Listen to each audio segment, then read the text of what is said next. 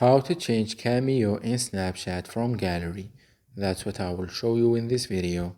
But before we begin, make sure to subscribe to the channel and ring the bell to get notified whenever a new video is uploaded.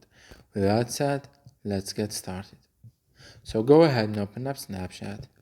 And once you do that, click on the Bitmoji or avatar at the top left. Then click on the settings gear icon at the top right corner of your screen.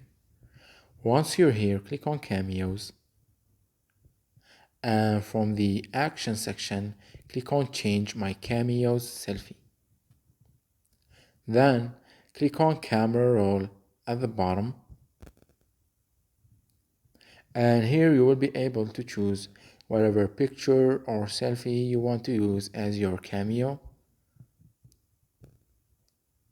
Then, once you have chosen the picture, you need to select a body type, or you can skip this step.